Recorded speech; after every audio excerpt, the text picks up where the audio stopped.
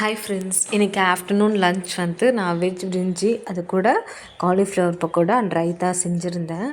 Before marriage வந்து எனக்கு ரொம்ப பிடிச்ச சாப்பாட்டில் வந்து இந்த லிஸ்ட்லாம் இருக்கும். வெஜிடபிள் பிரிஞ்சி, காலிஃப்ளவர் பக்கோடா, பூரி இதெல்லாம் வந்து என்னோடய ஃபேவரட் லிஸ்ட்டு. பட் ஆனால் அதெல்லாம் சமைக்கிறது எவ்வளோ கஷ்டம்னா இப்போ தான் புரியுது. ஆஃப்டர் மேரேஜ் அது அதே டேஸ்ட் கொண்டு வர வைக்கிறதுக்கு ரொம்ப கஷ்டப்பட்டேன். பிகாஸ் நான் வெளியே சாப்பிடும்போது இல்லை ஹோட்டலில் இல்லை கல்யாணத்துலலாம் பிரிஞ்சி சாதம் சாப்பிடும்போது எனக்கு ரொம்ப பிடிக்கும். அதே மாதிரி நம்ம செய்யணும்னு நான் ட்ரை பண்ணியிருக்கேன். பட் அது அப்படியே எக்ஸாக்டாக வந்ததே இல்லை. அவங்க பண்ணால் மட்டும் அது எப்படி நல்லாயிருக்கு, நமக்கு பண்ணும்போது வரலையே அப்படின்னு யோசித்து இப்போ தான் அதோட ட்ரிக்ஸை வந்து நான் கற்றுக்கிட்டேன்.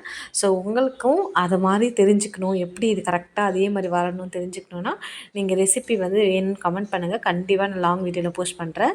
காலிஃப்ளவர் பக்கோடா கூட செஞ்சுருந்தேன்.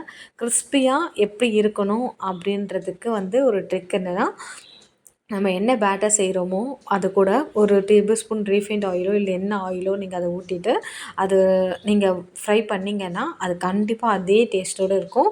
கிறிஸ்பியாகவும் இருக்கும். நார்மலாக இருக்கிறத இன்னும் கொஞ்சம் கிறிஸ்பியாக இருக்கும். ஸோ உங்களுக்கு என்ன லாங் வீடியோவில் நான் டீட்டெயில்டாக வேணும் அப்படின்னா நீங்கள் வந்து கமெண்ட் பண்ணுங்கள். கண்டிப்பாக உங்களுக்காக ஷேர் பண்ணுறேன். Thank you guys.